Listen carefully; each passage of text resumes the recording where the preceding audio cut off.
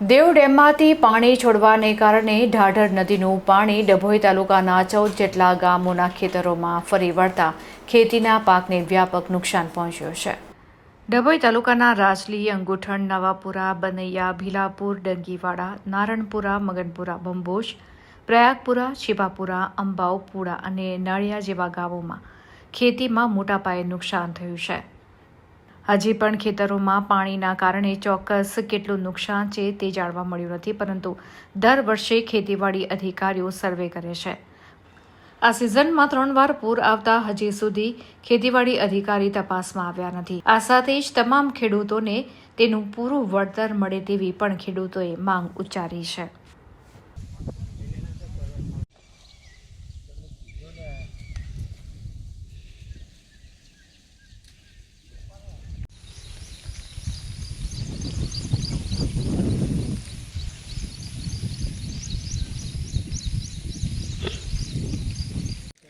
हुई जाके भरत भाई मारिया बोलो भरत भाई कभी किया नहीं क्या काई हूँ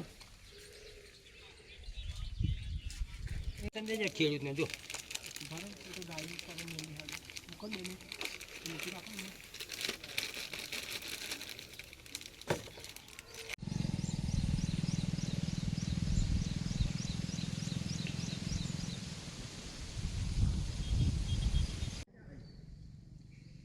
नीचे नहीं और ऊपर नहीं नीचे थोड़ी ना कर दो रो ना चलो तो आगे जाओ तो सीधा पैसा के ना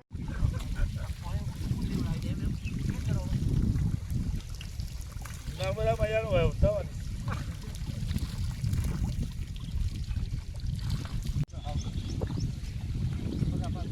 एवा आवाज में पहले तो चोरा तेरे तो ऊपर तुम्हारे नता है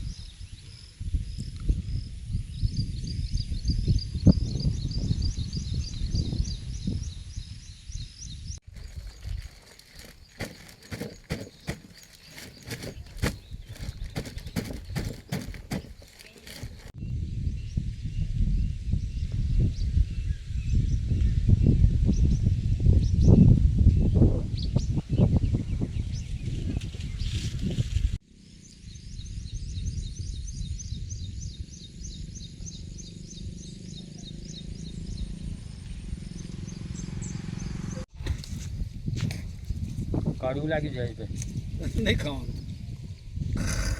क्यों पूछा कर थोड़े दूर થાય દેવ ડેમમાંથી છોડવામાં આવેલું પાણી ઢાઢર નદીમાં આવવાથી અને આ 5 તારીખે જે પાણી છોડ્યું છે 5-6 તારીખે એટલું બધું પાણી છોડ્યું છે કે અમારા 18 ગામની અંદર કપાસ છે, ડાંગર છે, શાકભાજી છે, દિવેલા છે, એવા ઘણા ખરા ગામો પાકને નુકસાન થયેલું છે અને ભરપૂર હજુ તો પાણી ઓસર્યા નથી।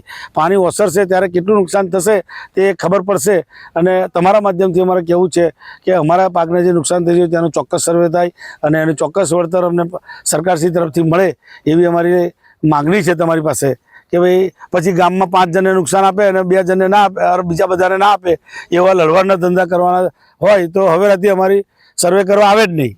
અને અમારા ગામોની અંદર અંગુઠણ છે, નવાપરા છે, રાજલી છે, નરિયા છે, પછી ભીલાપુર છે, બંબોજ છે, કરાલીપુરા છે, ડોલાર છે, કડદરા છે, એવા ઘણા 18 ગામ અમારા 14 ગામો છે। એ 14 ગામોની અંદર કાયમ માટે નુકસાન થાય છે। આ સિઝનની અંદર આ વર્ષની અંદર 3જી વાર પાણી છોડવામાં આવ્યું છે, છતાં બી કોઈ માણસ હજુ અહીંયા આગળ કોઈ ટીમ સર્વે કરવા આવી નથી કે કોઈને પૂછવા આવ્યું નથી કે ભાઈ તમને શું નુકસાન થયું એમ।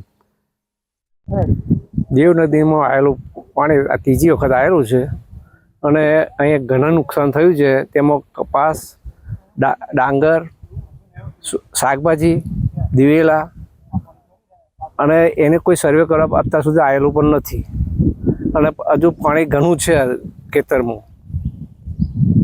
દર વખતે સર્વે થાય છે દર વખતે સર્વે થાય છે પણ આખા ગામની અમે 3 કે 4 જણને પણ પૈસા આલે છે અને બીજા બધા લડાવે છે એવા એટલે એ લોકોએ એવું એમને સમજવાનું કે બધાને આલો તો સર્વે કર્યું એટલાનો તો આલો.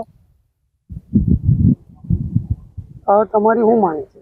અમારી માંગ એવી છે કે જેને નુકસાન થયું તેને દરેકને મળવું જોઈએ.